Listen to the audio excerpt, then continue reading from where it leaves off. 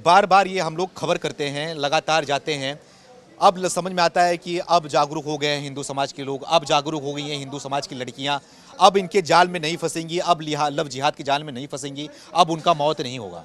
लेकिन ये घटना कहीं ना कहीं सामने आती रहती है। ऐसे ही घटना हुई जहाँ पे 19 साल के बच्चे के साथ में ऐसा कर दिया गया। अगर वो शादी करने से मना कर दी, इस्लाम कबूल करने से मना कर दी, क्या कहना चाहोगे? देखो, ये कहीं ना कहीं आप देख सकते हो, जहाँ पूरे देश का हिंदू जागृत है, जहाँ देश एक अलग परिभाषा में लंबित है, लेकिन हमारा समाज बहन और बेटी, राखी, रोटी और रोटी रिश्ते को कहीं ना कहीं मानता है। ये लोग वो जाहिल, वो घटिया मानसिकता के लोग हैं जो हाथ में कलावा बांधकर, हाथ में राखी बंधवाकर उस तरीके के तांडव और खेल रचते हैं।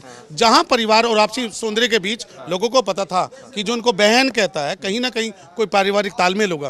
परिवार में 3 बच्चियां थी, 2 बेटे हैं, परिवार बहुत छोटे तबके का है, लेकिन ये लोग गुट से और तरीके से मोबाइल से एक्टिविटी करते हैं और धर्म को बदलने की, जिस तरीके से उसने उस बेटी पर, उस बच्ची पर, उस छोटी सी बेटी पर लगातार दबाव बनाया शादी का।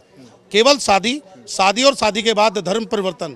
उस लड़की ने धर्म परिवर्तन के लिए मना किया क्योंकि वो 19 साल के शिक्षित हो गई और कहीं वो जॉब भी करती थी, तो उसका जो मानसिक जो दृष्टिकोण था थोड़ा बड़ा हुआ था। उसने मना करने पर इसने सुबह 7:30-8 बजे, शहरीकरण के क्षेत्र में हम खड़े हैं, औसतन लोग अपने घरों में या तो उठते हैं या जाके कोई पानी भरता है, समय यही होता है। लोगों का अमूमन तो समय नहीं होता, लेकिन वो मजदूर आदमी जिसको 5 बजे मजदूरी करनी थी, उसने शिकार लगातार बनाने के लिए ऐसा समय चुना और बुर्का पहनकर, एक कपड़े वो भी मुस्लिम सिस्टम के पहन के घर में घुसता है ही नहीं इस बराबर के घर से, और घर में ऊपर जो छत पे 5वीं मंजिल पर लड़की कपड़े धोने का जो काम कर रही थी, उस समय उसे जोर जबरदस्ती की और जोर जबरदस्ती के बीच उसका लगातार गला घोटने का प्रयास किया। अगर वो प्रयास सफल नहीं हुआ तो पीछे उस बच्ची को फेंक दिया गया, जो कि अमूमन ये शायद हम अगर हाइट के हिसाब से देखें 60 फुट के औसतन बिल्डिंग भी होगी, और इतने ऊपर से अगर किसी की चीज़ को गिराया जाए तो बचने की तो संभावना ही नहीं। लेकिन ये मामला धक्के से नहीं, ये लव जिहाद का मामला है, ये कलावा बेटी का मामला है, ये देश की बेटी बचाने का मामला है, ये देश को जगाने का मामला है। जहां हम लगातार देखते हैं मुस्लिम आबादी में एक हादसा होता है, पब्लिक एक सेकंडों में एकजुट हो जाती है। आप देखिए यहाँ लोग बोलने को तैयार नहीं है। आखिर ऐसा, मैं एक NGO चलाता हूँ, मेरा काम है लोगों में जागरूकता डालना और जागरूक भी करना उन बेटियों को, उन बहनों को, इन देश तोड़ने वाले गद्दारों को, जिन्होंने मुल्क को नहीं छोड़ा, धर्म को नहीं छोड़ा, मोहल्ला नहीं छोड़ा, बहन भाई के खून का रिश्ता भी नहीं छोड़ा इन लोगों ने। आखिर देख सकते हैं, इससे हीन मानसिकता संसार में कहीं देखने को नहीं मिलेगी। ऐसा उदाहरण बहन बनाकर इस तरीके के व्यवहार का कहीं रिश्ता इस दुनिया में देखने को नहीं मिलेगा।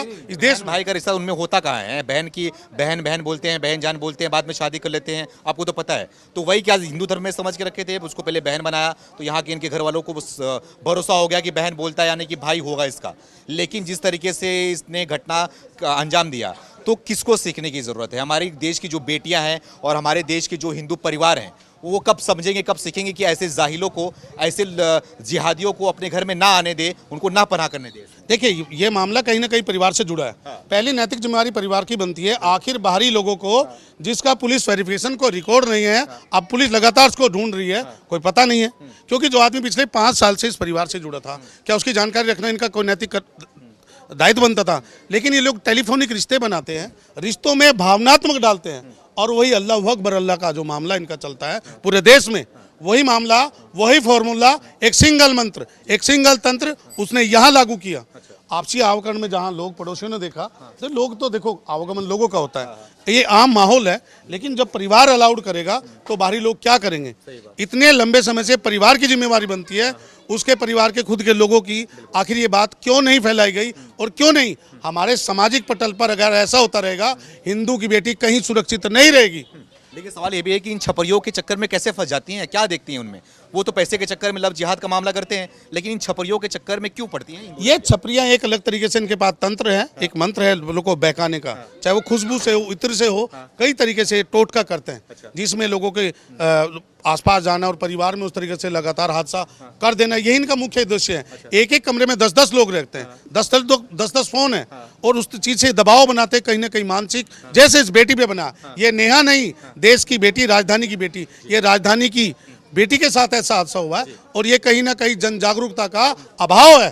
जी, तो ऐसे लोग के साथ में क्या करना चाहिए, क्या सबक सिखाना चाहिए, कैसे? सबक के लिए ऐसे लोगों को तो जैसे ईरानी जो दूसरे देशों में कहते हैं, उनके हाथ पैर काट देने चाहिए और कम से कम इनके खिलाफ कम से कम फांसी, अच्छा, कम से कम फांसी। ऐसे लोगों को सामाजिक पटल पे सीख देने का सबसे बड़ा तरीका, जहां लोगों ने बचाने की कोशिश की, अभी मैंने उनकी घंटी नोक करके परिवार को बोला आपसे बात करनी है, तो उन लोगों वो खुद से हम देखे हैं, हादसा उनके साथ होता है, आम पब्लिक देखे, पूरा मोहल्ला जुटा है, गेट नहीं खुला। आखिर ये सीख देश कब लेगा, कब सीखेगा भारत, कब बदलेगा भारत? जहां देश में आवाज आती है बेटी बचाओ, बेटी पढ़ाओ और बेटी खिलाओ, ये देखिए खिलाने का नतीजा, ये देखिए बेटी को पढ़ाने का नतीजा। शिक्षित नहीं है हम, एकजुट नहीं है हम, जागरूक नहीं है हम। ऐसे लोगों के टुकड़े कर करके हर चौराहे पे टांग देना चाहिए, टुकड़े कर करके, टुकड़े करके इनके हर चौराहे पे सीख के लिए, ताकि भविष्य में ऐसे बेटी के साथ ना हो सके और समाज जागरूक रहे इन बातों को लेकर। लेकिन फिर वो सवाल उठेगा कि ये हिंदू मुस्लिम की बात करते हैं, ये जो गलती कर रहा है वो गलती कर रहा है, लड़का इंसान कर रहा है ना, उसमें इस्लाम की क्या गलती, उसमें किसी धर्म की क्या गलती, तो इसमें बातें उठती है ना, तमाम तरह की बातें उठती मैं जिस माहौल से आता हूँ, मैं हिंदू हूँ, मेरा नाम संजीव है, मेरे परिवार आचरण ने मुझे कुछ सिखाया है और मुझे कुछ बताया। ये चाहे अगर मैं किसी घर की घंटी नोक करके बोलूंगा दीदी मुझे पानी पीना है, तो हमारे संस्कार के साथ निहित है ये। इसमें मैं हिंदू तो हूँ ही, मेरे परिवार संस्कार है, लेकिन मेरे परिवार के संस्कार ने, मेरे खून ने कहीं मुझे ये नहीं सिखा समाज की गद्दारी, व्यवस्थाओं की गद्दारी और बेटी और बहन की गद्दारी हमें नहीं सिखाया। ये लोग खून से प्रेरित हैं, ये अपनी बहन बेटी से शादी करके उन्हीं के बच्चे पैदा करते हैं और पूरे देश के माहौल को खराब किया इन लोगों ने, और यही इनकी मानसिकता है। इसी मानसिकता को ये जहाँ रहेंगे वही फैलाएंगे। पहला मामला इनका बहिष्कार, इनके खिलाफ कानूनी कार्रवाई और उसके बाद सामाजिक कार्रवाई। टुकड़े टुकड़े टुकड़े टुकड़े टुकड़े टुकड़े टुकड़े टुकड़े टुकड़े, सिर्फ टुकड़े, कोई सजा नहीं इससे नीचे। इनके लिए इससे छोटी कोई सजा नहीं होनी चाहिए, इससे छोटी सजा नहीं। मैं एक बेटी का बाप हूं, मेरी भी बहन है, मेरी मां है, मेरा परिवार है, मेरी बीवी है, लेकिन हमें सिखाया गया है खून के रिश्तों से सम्मान करना। घर में रह के गद्दारी अलाउड नहीं है। तो आज इस आधुनिक सनातनी इस दौर में, जहां देश में मोदी जी बैठे हैं या रेखा गुप्ता है, वहां भी बेटी सुरक्षित नहीं है।